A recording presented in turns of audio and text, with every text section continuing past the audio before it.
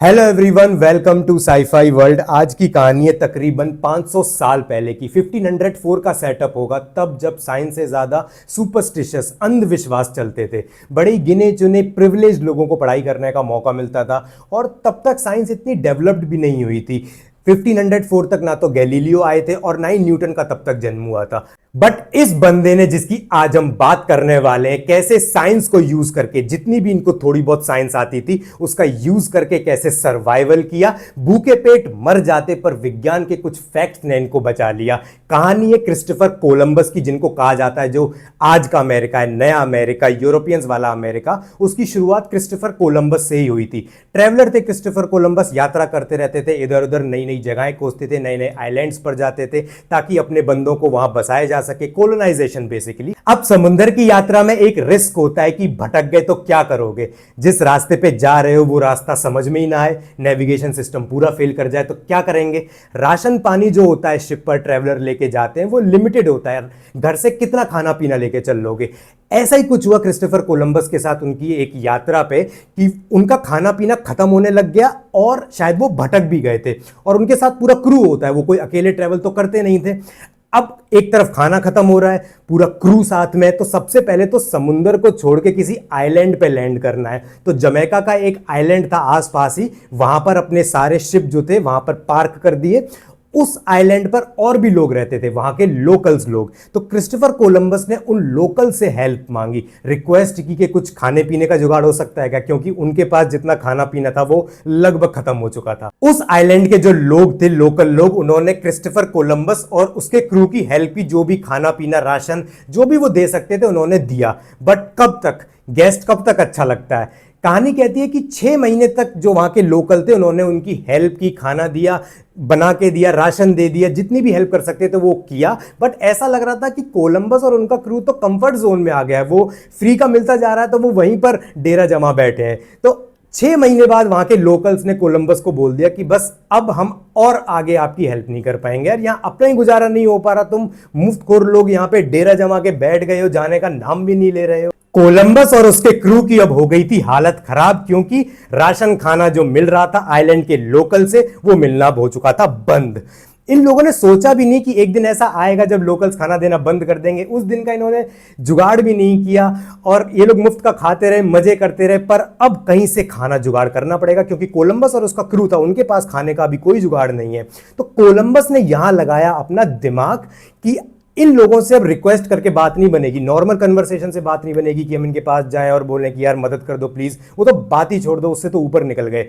इन लोगों को अब डराना पड़ेगा। डराएं कैसे, डरा के इन लोगों से खाना वसूल सकते हैं। तो कोलंबस के पास ना एक किताब थी, उस किताब को कोलंबस ने पढ़ा। उस किताब में क्या लिखा था, वो किताब किस बारे में थी, वो मैं at the end of the video बताऊंगा। पर वो किताब पढ़ने के बाद कोलंबस नेता की तरह अगले दिन लोकल्स के पास गए। उस आइलैंड के जो लोकल्स थे उनको इकट्ठा किया और भाषण देना शुरू किया कि हमारे भगवान तुमसे नाराज हैं, हमारे भगवान तुमसे नाराज हैं क्योंकि तुमने हमें खाना पीना देना बंद कर दिया। और वो अपनी नाराजगी जाहिर करेंगे कैसे, आज से 7 दिन बाद जो चंद्रमा है वो लाल पड़ जाएगा। वो लाल चंद्रमा इस बात का प्रतीक होगा कि हमारे भगवान जो है वो रौद्र रूप में है अपने, वो तुमसे गुस्सा है। इस बात पे जो वहां के लोकल्स थे उन्होंने इस बात को ज्यादा सीरियसली लिया नहीं, स्टार्टिंग में बड़ा ही कैजुअली लिया कि यार देखेंगे, ऐसे कौन से तुम्हारे भगवान है, हमारे भी भगवान है, हम भी पूजा करते हैं, तो 7 दिन बाद देखेंगे सीधा। 7 दिन बाद वो रात आई जिसकी कोलंबस ने बात की थी, और उस रात सच में जो चंद्रमा था वो लाल पड़ गया। लाल चांद देखकर जो आइलैंड के लोकल्स थे उनकी तो यार हालत खराब हो गई, मतलब उनकी फट गई, वो सच में डर गए। उस समय किसी भी सभ्यता में अगर सफेद चांद किसी और रंग में तब्दील हो रहा है, मतलब स्पेशली लाल रंग में, तो बड़ा अशुभ माना जाता था। और कोलंबस ने जिस दिन प्रिडिक्ट किया था कि इस दिन हमारे भगवान आएंगे और वो अपना रौद्र रूप दिखाएंगे, उसी दिन चांद लाल हुआ। ये भी कोई छोटी बात नहीं है, बड़ी बात है। इन सब का आकलन करके लोकल्स ने कहा कि भैया उनसे गलती हो गई, ये बड़े अशुभ की बात है कि चांद जो है वो लाल हो चुका है, मतलब भगवान उनसे सच में नाराज हैं। और जो ये कोलंबस और उनका क्रू है, भैया इनको खाना पीने दो, कहीं सच में आग ना बरस जाए, इतना लाल हो रहा था उस दिन चांद। इस तरह जो कोलंबस और उनका क्रू है, उनके जो खाने पीने की सप्लाई थी वो वापस कंटिन्यू हो गई। अब इसमें अंधविश्वास की बात यही है कि जो लोकल्स थे उन्होंने इस बात को सच मान लिया कि लाल चांद का होना अशुभ है, लाल चांद का होना भगवान का नाराज होना है। But real fact, real science क्या है? जो रियल साइंस उस बुक में है जिस बुक को पढ़ के कोलंबस ने वो भाषण दिया था। कोलंबस के पास जो बुक थी ना, उसमें सोलर इक्लिप्स, लूनर इक्लिप्स, चंद्र ग्रहण, सूर्य ग्रहण, इन सब के बारे में, ऐसे एस्ट्रोनॉमिकल इवेंट्स के बारे में लिखा हुआ था। और ऐसी बुक पहले सेलर्स कैरी करते होंगे। क्यों? क्योंकि समुद्र से यार अगर यात्रा कर रहे हो तो नेविगेशन के नाम पे तुम्हारे पास क्या क्या है? Magnetic compass. बट रात के समय स्टार्स की पोजीशन, मून की पोजीशन भी बड़ा हेल्प करती होगी कि किस तरफ जाना है, किस तरफ से हम आ रहे हैं। तो कोलंबस के पास भी वो बुक थी जिसमें सोलर इक्लिप्स और लूनर इक्लिप्स के बारे में पता चल जाता था। तो कोलंबस ने उस रात को वो बुक पढ़ी और उससे प्रिडिक्ट किया कि 7 दिन बाद जो है ना वो टोटल लूनर इक्लिप्स होगा, मतलब चंद्र ग्रहण।